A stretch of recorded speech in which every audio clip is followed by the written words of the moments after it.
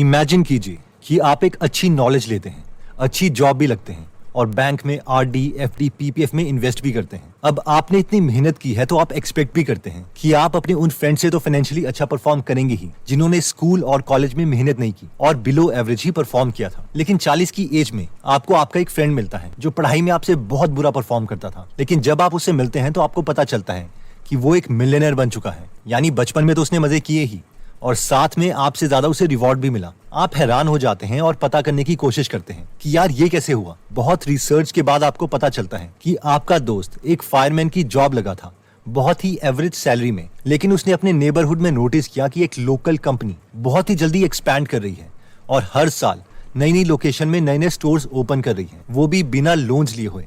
उसे यकीन हो गया था कि ऐसा तभी हो सकता है अगर ये कंपनी बहुत ही अच्छा अर्न कर रही हो। इसलिए उसने और उसकी फैमिली ने मिलके इसमें 1.5 लाख रुपए इन्वेस्ट कर दिए। और क्योंकि कंपनी ग्रो किए जा रही थी, इसलिए आपका फ्रेंड भी उसी कंपनी में हर साल कुछ पैसे इन्वेस्ट किए जा रहा था और इसलिए एक डिकेड में वो मिलियनेयर बन गया। लेकिन आप वहीं के वहीं हैं, एफडी, आरडी, पीपीएफ की गेम खेलते रहे।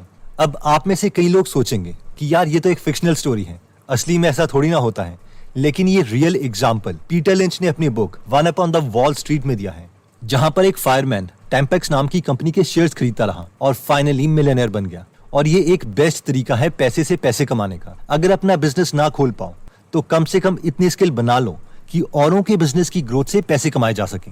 अब हम में से कई लोग सोच रहे होंगे कि सर ये तो बहुत डिफिकल्ट है, हर कोई ऐसा नहीं कर सकता, या फिर हमें इन्वेस्टमेंट समझ नहीं आती। लेकिन इस वीडियो में हम बच्चों की भाषा में सीखेंगे कि हम इन्वेस्ट कैसे कर सकते हैं। So let's start my dear brothers and sisters. Imagine कीजिए कि आप शॉपिंग के लिए बाजार में जा रहे थे और आपको आपका एक बचपन का दोस्त मिलता है, राहुल। आप दोनों काफी टाइम के बाद मिले हो तो आप दोनों डिसाइड करते हो कि चलो यार थोड़ा टाइम निकाल के एक रेस्टोरेंट में कॉफी पी जाए। वहाँ पर राहुल आपको बताता है कि उसने एक बिस्किट बनाने वाली फैक्ट्री लगाई थी और उसे अपना बिजनेस एक्सपैंड करने के लिए मिनिमम 1 लाख रुपए की जरूरत है। क्या आप उसे पैसे दे सकते हो? इसके बदले में वो आपको अपनी कंपनी का कुछ हिस्सा यानी शेयर्स दे सकता है। आप राहुल को कहते हो कि मुझे सोचने के लिए कुछ टाइम चाहिए और फिर बाकी घर की बातें करके आप दोनों रेस्टोरेंट से वापस आके अपने अपने घर की तरफ चल देते हो। घर की तरफ जाते हुए थोड़ी देर के बाद आपको आपका एक और बैचमेट मिलता है, विकास।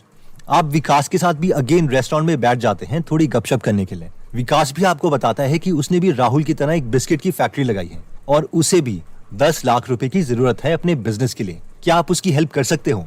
अब राहुल और विकास दोनों ने आपको कन्विंस करने की कोशिश की थी कि क्या आप इनकी कंपनी में इन्वेस्ट कर सकते हो, और दोनों आपसे ये भी कह रहे थे कि आपको कोई काम नहीं करना पड़ेगा, सिर्फ पैसे ही देने हैं। अगर कंपनी ग्रो हो जाती है तो आपके पैसे उतने ही रेट से ग्रो होंगे जितनी की कंपनी की ग्रोथ है, और वो भी बिना मेहनत के।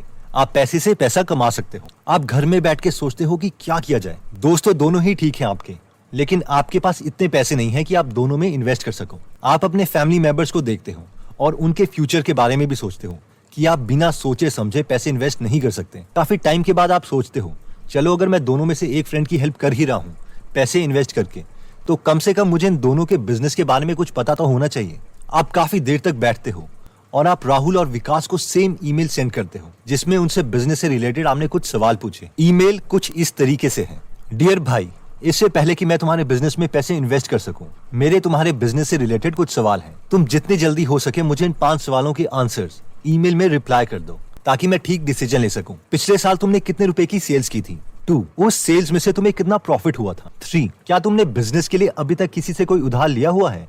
अगर हाँ तो कितना? 4, अगर कल को बिजनेस में कोई दिक्कत आती है तो क्या बिजनेस के पास पहले से कुछ पैसे पड़े हुए हैं बैंक में ताकि उस बुरे वक्त में बिजनेस चल सके? और 5, तुम्हारे पास खुद बिजनेस का कितना परसेंटेज है? पेरेंट्स और भाभी को मेरी तरफ से नमस्ते। आप अगले दिन उठते हैं और अपना मोबाइल चेक करते हैं। आप देखते हैं कि राहुल और विकास दोनों ने आपकी ईमेल का रिप्लाई किया है। राहुल आपको डेटा मेल करता है।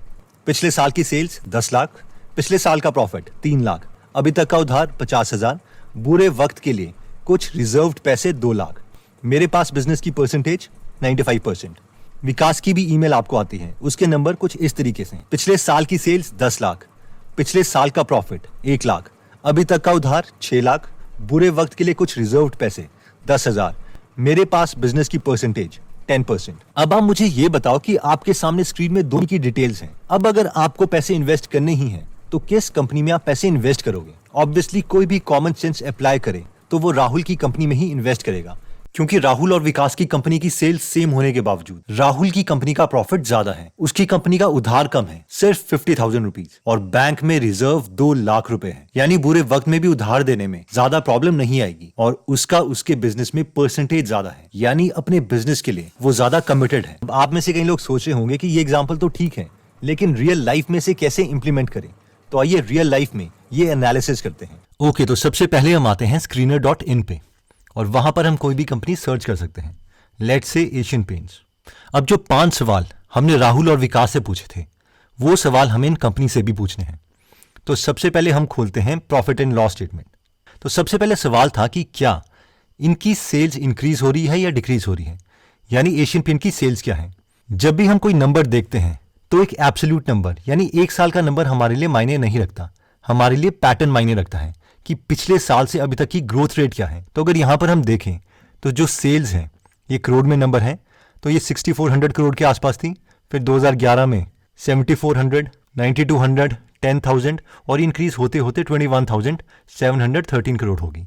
तो ये एक पॉजिटिव साइन है। नेक्स्ट सवाल था कि इसमें से इसका प्रॉफिट कितना है। तो ये सारा काट के प्रॉफिट बिफोर टैक्स और टैक्स देने के बाद अगर हम यहाँ पे बात करें तो 836 करोड़ प्रॉफिट था, फिर इंक्रीज हुआ 843, 989 और इवेंचुअली 3139, यानी हमें ग्रोथ भी दिखाई दे रही है प्रॉफिट में।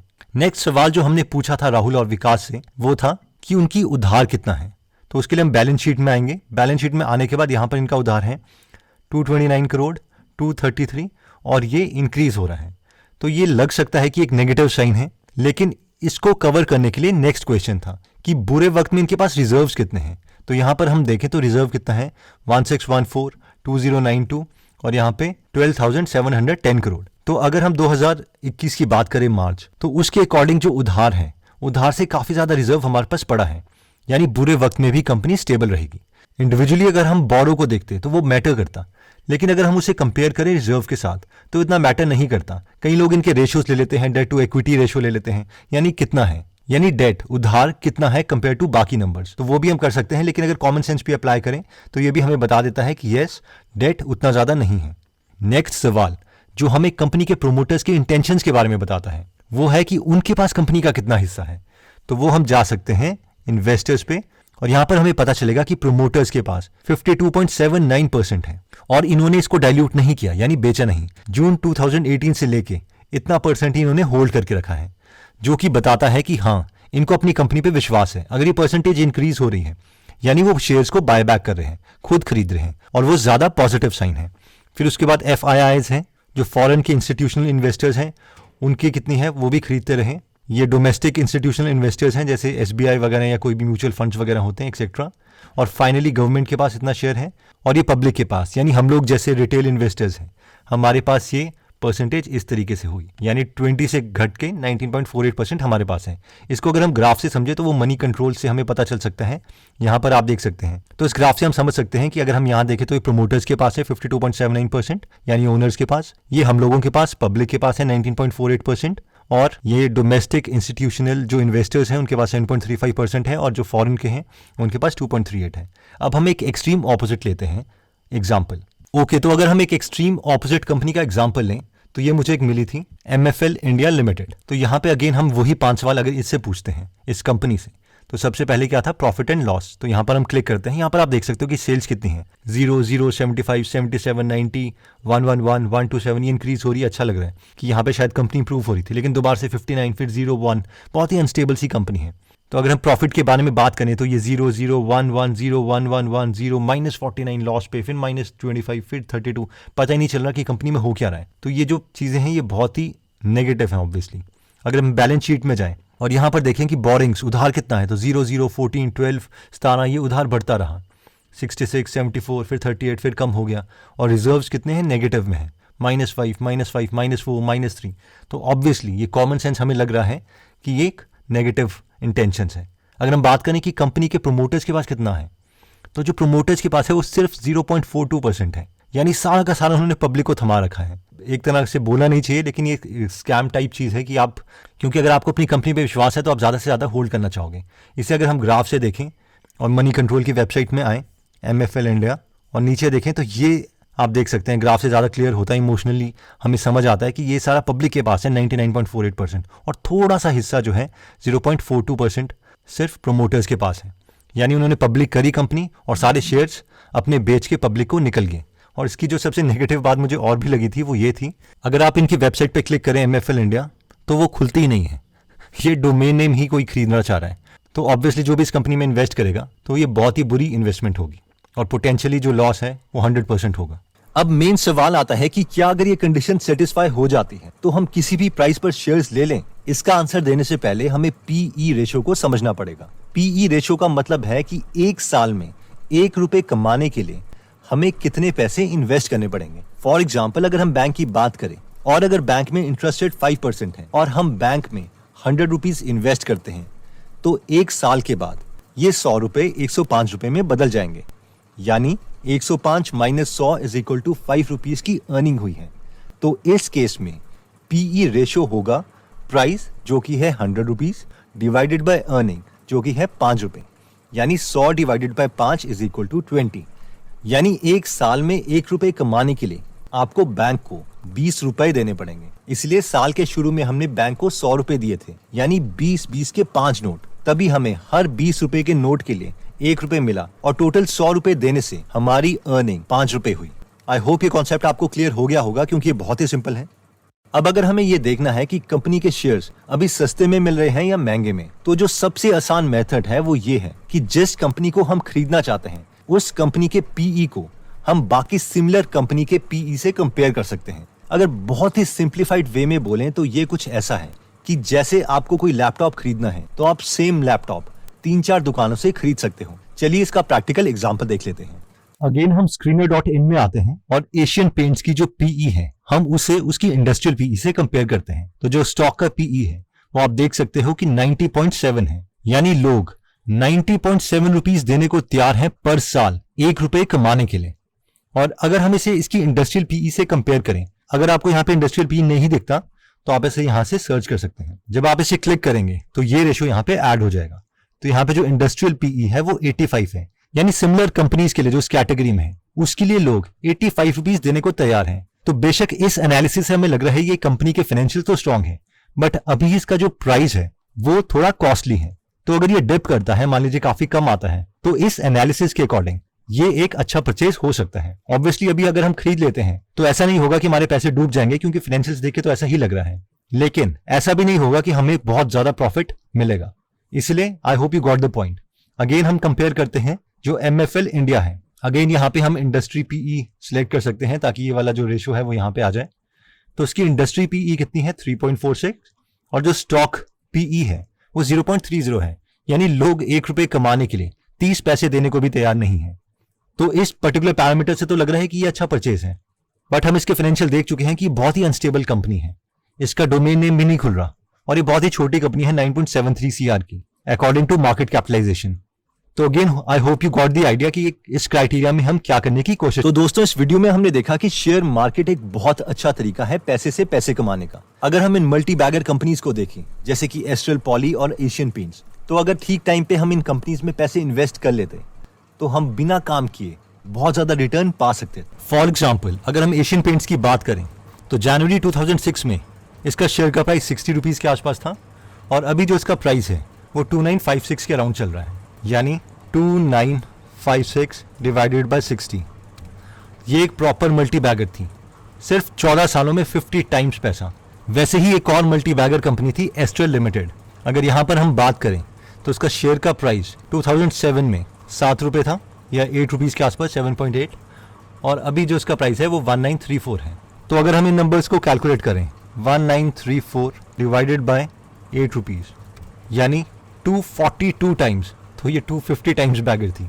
एक ये तरीका है इन्वेस्टमेंट कि आप खुद कंपनी नहीं चला रहे हो लेकिन आपके पास वो स्किल है, यानी हमारे पास वो स्किल है जिससे हम उन कंपनीज को आइडेंटिफाई कर पाएं। ऑब्वियसली उतना आसान नहीं है इसे प्रेडिक्ट करना, क्योंकि इस वक्त पर कोई नहीं कह सकता था कि इसका जो फाइनल रिजल्ट है वो इतना ज़्यादा होगा। बट अगेन अगर हम एक स्किल एक्वायर करते हैं और काफ़ी सारी कंपनीज में इन्वेस्ट करते हैं तो बहुत चांसेस हैं कि उनमें से 1 या 2 मल्टी बैगर बन सकती हैं।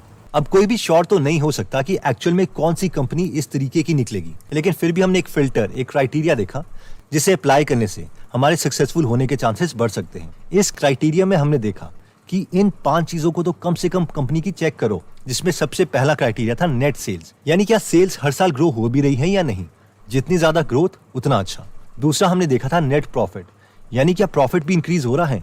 तीसरा हमने देखा था बोरोइंग, यानी डेट यानी उधार, तो डेट जो है वो कम होना चाहिए और ये कॉमन सेंस है। चौथा हमने देखा था कि जितने ज्यादा कंपनी के रिजर्व्स हैं उतना अच्छा है, क्योंकि बुरे वक्त में हम डेट चुका सकते हैं। इस केस में कई लोग डेट और रिजर्व का रेशो ले लेते हैं, कई डेट और इक्विटी का रेशो ले लेते हैं, यानी इक्विटी के कंपैरेटिवली कितना उधार है। अगर 10% या 10% से कम है तो ये जनरली अच्छा कंसिडर किया जाता है। और पांचवा था प्रोमोटर्स होल्डिंग, यानी अगर कंपनी के प्रोमोटर्स खुद का सारा शेयर सेल नहीं कर रहे तो ये एक अच्छा साइन है, और अगर सेल कर रहे हैं तो ये ऑब्वियसली बुरा साइन है। फाइनली अगर ये पांचों चीजों से कंपनी की फाइनेंशियल स्ट्रांग लग रही है तो वेट करो कि कंपनी का पीई उनकी इंडस्ट्रियल पीई से कम हो। जितना कम होगा उतना अच्छा है, और मिनिमम इस क्राइटेरिया के बाद ही इन्वेस्ट करो। ऑब्वियसली आई होप आप लोग समझते होंगे कि एक 10 मिनट की वीडियो में पूरी एनालिसिस नहीं सिखाई जा सकती, इसलिए ये मेथड 100% सॉलिड नहीं है। लेकिन टू बी ऑनेस्ट कोई भी एनालिसिस 100% श्योर नहीं होती। इन एनालिसिस से ये तो पता नहीं चलता कि कौन सी कंपनी के शेयर्स खरीदने हैं, लेकिन ये जरूर पता चल जाता है कि किन किन कंपनी के शेयर्स नहीं खरीदने हैं। इसमें ज्यादा सक्सेस के चांसेस तभी हैं जब हम बिजनेस के बारे में 100% पता है, यानी प्रोडक्ट क्या है, क्या लोग उसे पसंद कर रहे हैं या नहीं, कंपनी आगे एक्सपैंड कैसे करेगी।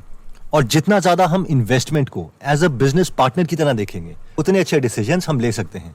दोस्तों, अगर आप इन्वेस्टमेंट या बिजनेस से रिलेटेड नॉलेज मिस नहीं करना चाहते तो आप गीगल बिजनेस में फ्री इन्वेस्टमेंट कोर्स देख सकते हैं, या फिर the intelligent investor, the little book on common sense investing book की समरी फ्री में हिंदी में गीगल ऐप में सुन सकते हैं। अगर आप इन दोनों सोर्सेज में इंटरेस्टेड हैं तो इसका लिंक हम डिस्क्रिप्शन और फर्स्ट कमेंट में दे देंगे। आप में से कई लोगों की रिक्वेस्ट आ रही थी कि उन्हें गीगल की नोटिफिकेशन नहीं आती है, और ऑब्वियसली यूट्यूब का एल्गोरिदम है, इसलिए रिसेंटली हमने एक अपना टेलीग्राम चैनल भी लॉन्च किया है, ताकि जो भी गीगल की दुनिया में चल रहा है उससे रिलेटेड हम आपको इन्फॉर्मेशन दे सकें। एनीवेज दोस्तों, अगर आपको लगता है कि ये वीडियो आपके किसी फ्रेंड या फैमिली मेंबर के काम आ सकती है तो ये वीडियो उनके साथ जरूर शेयर करें। अगर आप ऐसी नॉलेजेबल वीडियोस मिस नहीं करना चाहते तो सब्सक्राइब करने के बाद बेल का बटन दबाना मत भूलिएगा। आप कमेंट करके ये भी बता सकते हैं कि आप नेक्स्ट वीडियो किस टॉपिक पर चाहते हैं। जल्दी हम आपसे दोबारा मिलेंगे। जय हिंद।